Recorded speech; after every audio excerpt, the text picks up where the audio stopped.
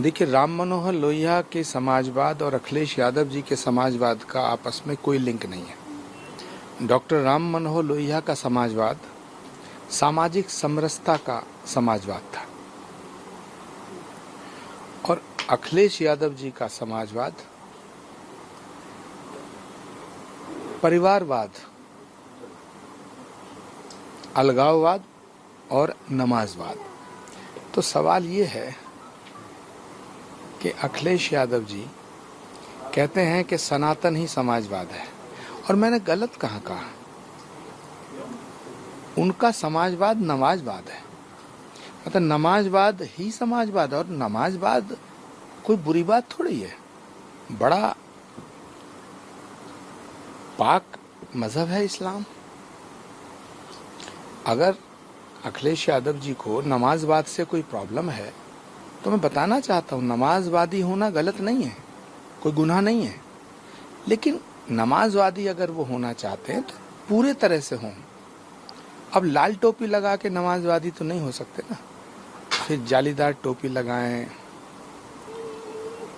मजलिस पढ़ें। हाँ, मैं कोई ये नहीं कह रहा हूं कि वो सुन्नत करा लें, मैं कह रहा हूं एक्चुअल नमाजवादी हों, दिखावे के नमाजवादी ना हो। नमाजवादी होना बड़ा फक्र का मामला है, बहुत ही फक्र का विषय है।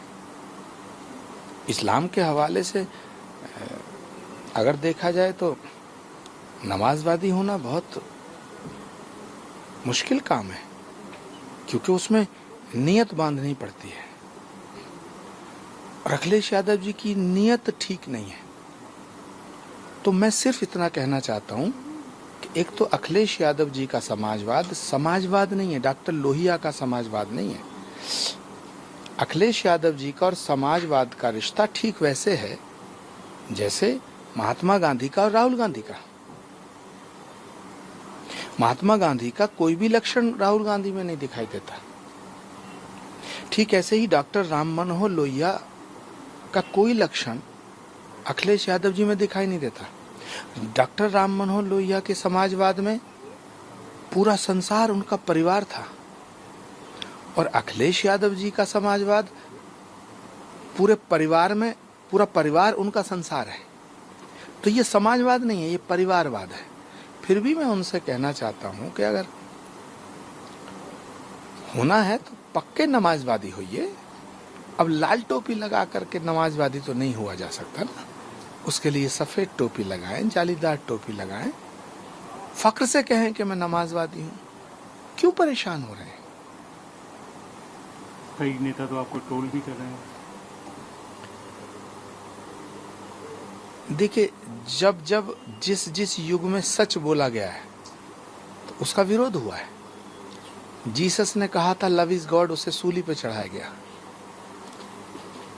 पैगंबर इस्लाम प्रॉफिट मोहम्मद साहब को भी पत्थर मारे गए। भगवान राम को वनवास मिला। तो कोई अगर मेरा विरोध करता है सच बोलने पर, तो मैं तो यही कहूंगा मुखालफत से मेरी शख्सियत संवरती है, मुखालफत से मेरी शख्सियत संवरती है। मैं अपने दुश्मनों का बड़ा एहतराम करता हूं। उधर बीएचपी के चीफ आलोक जी ने बोला है चोरी हुई है, निष्पक्ष जांच हो, दोषियों को सजा मिले, और उन्होंने अब जैसे विपक्ष सवाल हो रहा था चंपत राय की भूमिका की भी जांच की बात। देखिए, श्री राम जन्मभूमि मंदिर में जो लूट हुई है वो एक महापाप है, और उसकी जांच सीबीआई से कराई जाए ताकि करोड़ों हिंदुओं का भरोसा कायम हो सके। जांच का दिखावा ना किया जाए।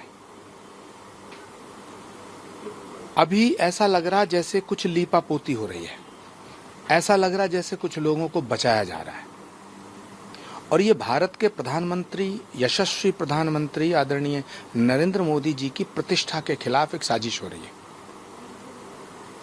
कुछ लोग भारत के प्रधानमंत्री को बदनाम करना चाहते हैं। तो जांच उच्च स्तरीय हो और उच्च एजेंसी से कराई जाए, सक्षम एजेंसी से जांच कराई जाए। और भारत के अंदर सबसे शक्तिशाली सक्षम एजेंसी सीबीआई है, क्योंकि ये चोरी का मामला नहीं है, ये लूट का विषय नहीं है, ये करोड़ों लोगों की आस्था पे चोट का विषय है। इसलिए करोड़ों लोगों का भरोसा कायम हो, दोबारा से भरोसा, उनके विश्वास का, उनकी श्रद्धा की पुनर्स्थापना का विषय है। तो करोड़ों लोगों के भरोसे को ध्यान में रखते हुए श्री राम जन्मभूमि के इस घोटाले की जांच सीबीआई से कराई जाए। प्रमोद तिवारी भी कह रहे हैं कि प्रधानमंत्री क्यों चुप है, इतना बड़ा मामला चल रहा है। देखिए, कांग्रेसियों का और समाजवादियों का कोई दीन ईमान नहीं है। ये हिंदुओं को बांट करके 2027 का चुनाव लड़ना चाहते हैं। ये तड़प रहे हैं, सत्ता से इतना दूर दूर हो गए हैं, कांग्रेस का तो कोई वजूद नहीं बचा है और बचना भी नहीं चाहिए, क्योंकि कांग्रेस पार्टी के इतने पाप हैं जिनकी सजा देश भुगत रहा है। इतनी बीमारियां दी हैं कांग्रेस पार्टी ने। अब कुछ बीमारियों का इलाज भारत के प्रधानमंत्री ने किया है, लेकिन अभी कुछ बीमारियां बची हैं जिनका इलाज होना बाकी है।